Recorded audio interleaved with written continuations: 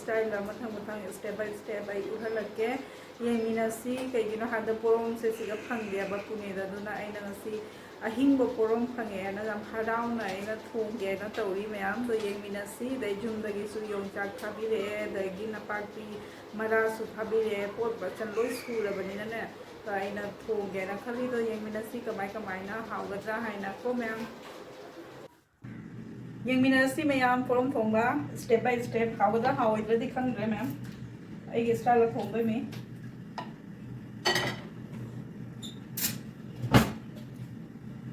दगी ma'am जुमदगी अखोगी कइनो से पोटसिदी सिगा कुइरे आदा लेसु फंगदे से नपापी की मरादुनी दुसु सुले नाकुपी सु लेरे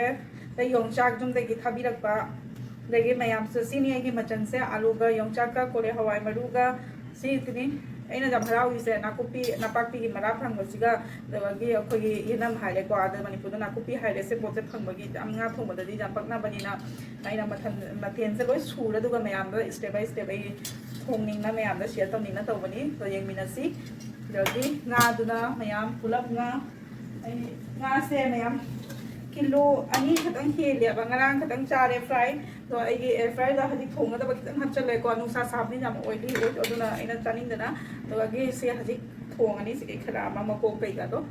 कोई पुलप ओइना मी सिदी अनी दनी चादगा जामना लेसलिसना मैम मतम फंगदे दो चलगा लेबगी दुना पुलप ओइना लेसलगा दगी फ्राई तवगा जाइसना थम्मा नुति खुदिंग चाना बगिनी मैम को येंगमिनारसी मथंग मथंग दा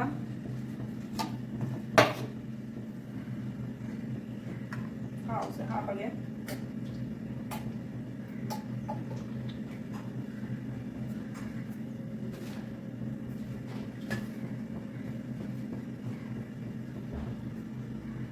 मैम सी nga mako khangdoga ne hana mako ge fazana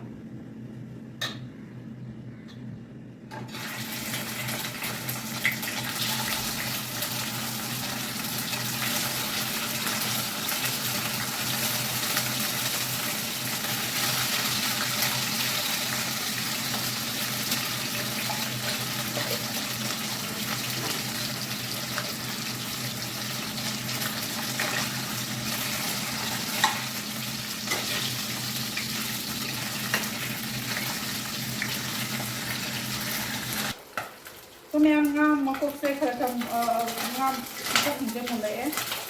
मुले अब सेम कितन हफ्तन ये दगी नाकोक की हिंजे हफ्ते लगे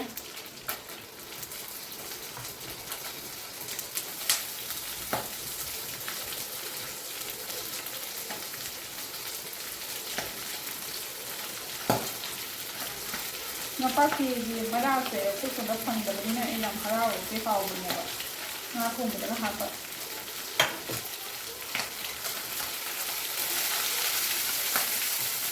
तो बादुदगी थाबिरेनी अदुमदगी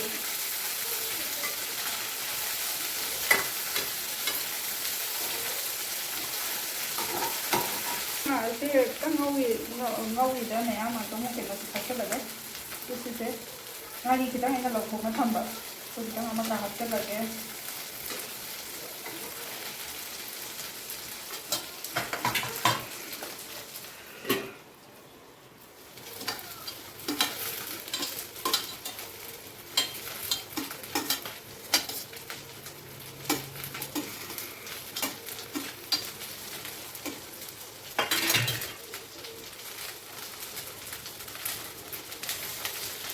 lagi maroy mapang niya sa dress.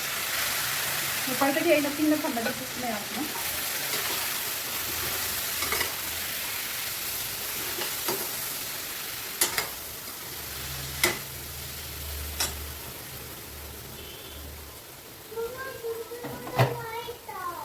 Tagay.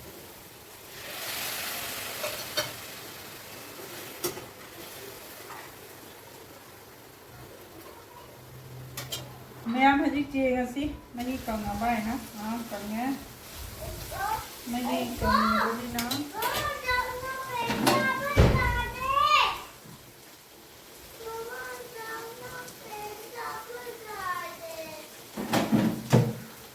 ते एफर्ट हिंगा से मैम पुथोए पुथोगे से हफ्चल लगे देख ना आतंक न उड़गे तो मैं ही हफ्चल लगवाए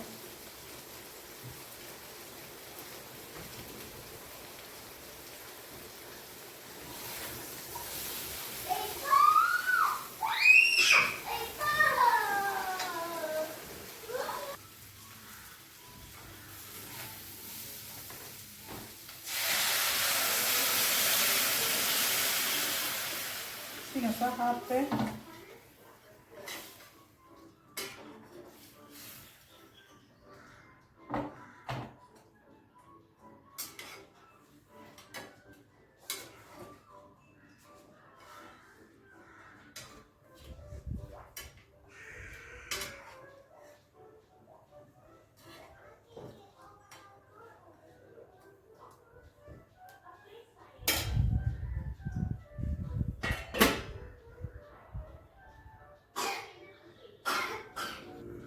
मैम ये मचू से फजरबा है ना मुल्ले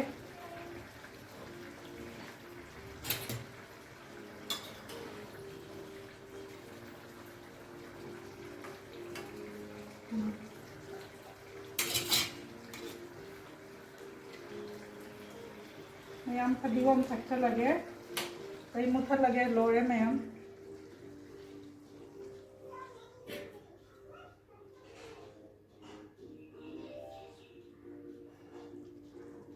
मैम मचू से जो फजबरा है हाउगदब मानब्रा मैम